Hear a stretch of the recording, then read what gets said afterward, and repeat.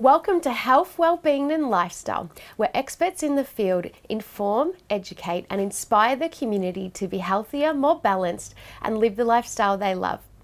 Our first guest today is breathwork and life coach Christine Hart-Savage, and the topic we'll be discussing today is understanding overwhelm and sensitivity. Welcome, Christine. Thank you, Megan. It's lovely to be here. We're happy to have you, Christine. Christine, tell us a little bit about overwhelm and sensitivity. Do you have any personal experience with that? I certainly have lots of personal experience with it.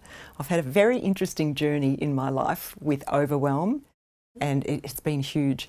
So the first time I remember this feeling coming over me, I didn't know it was overwhelm and I didn't know it was sensitivity back then. Had no idea. I was actually very young. And I remember this feeling coming over me of confusion and thinking, I don't understand this world. Really did not understand this world from very young. And I was almost frightened of this world, because what I found is that people would be speaking certain words, saying one thing, and yet I was having this swirling feeling coming from, now I know, from the other person. But at that stage when I was younger, I thought it was me.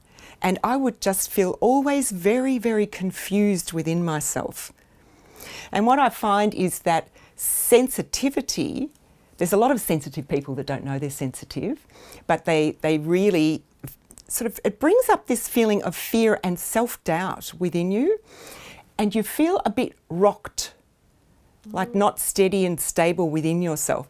So what I found over the years, in fact, it took me till my early 30s to actually work out what was mine and what was someone else's. Right, so this was a feeling you recognised at that point. Absolutely. I recognised it because I learnt to meditate. And I learnt to breathe correctly. And when I was in those states of meditation, I felt really still and calm, incredibly calm inside. And then I'd go back out into the world. And if I met somebody who was really speaking one thing, feeling something else, I started to recognise, hang on, I was really stable a moment ago. Now I've got this swirling feeling happening within me that's uncomfortable, like really uncomfortable. That's not mine. And I started to recognise that my energy, if you like, or my sensitivity was, and we all have this, was radiating out everywhere and picking up other people's feelings. That's what it is. You pick up the feelings in the atmosphere around you that people are emitting out into the world around us, basically. So I started to really look at this and look at people who were coming to see me as clients and with anxiety.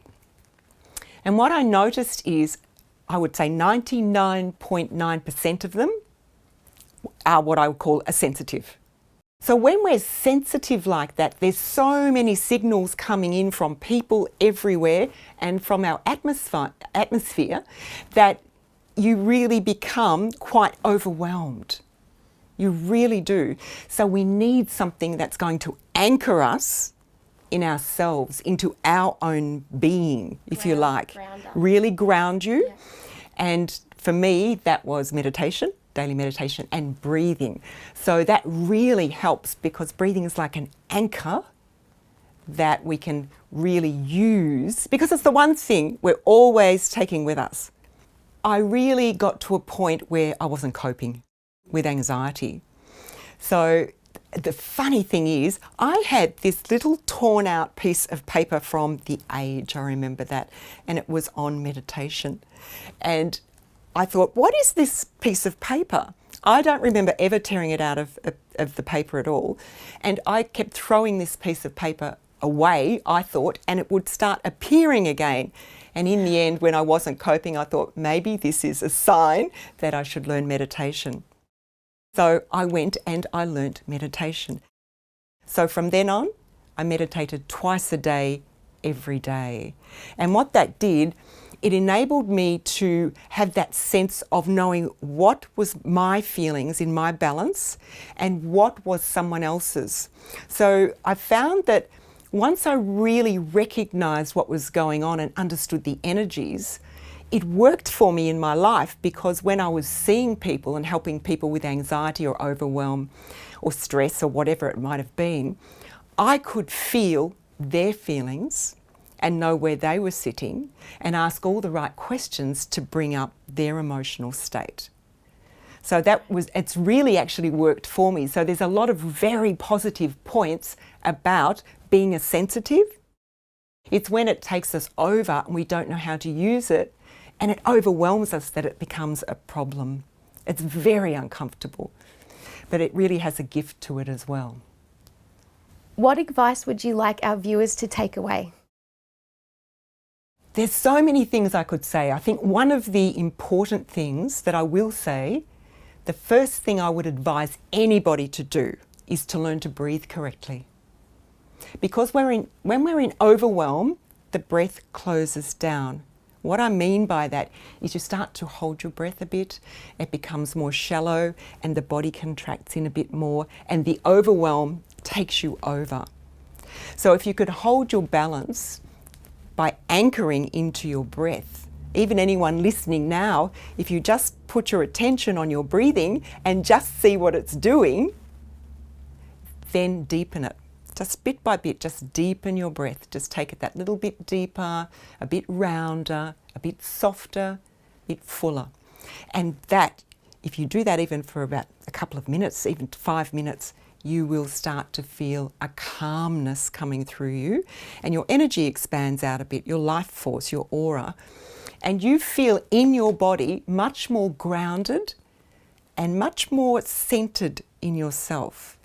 So you can actually go out into the world and you feel a lot better about who you are. So it really does work with both parts of the brain, left and right hemispheres of the brain, the nervous system. It balances our energy. And that's proven now scientifically. But my breath, that is one thing that I have used up the whole journey to actually hold me balanced. It's a wonderful thing. And as I started to say before, we've always got it with us. You can't leave home without it. So we don't have to, where did I put my breathing? It's there. It's there with us the whole time. So it's a wonderful gift we've been given by life, and it certainly helps with overwhelm. Thank you, Christine. My pleasure, Megan.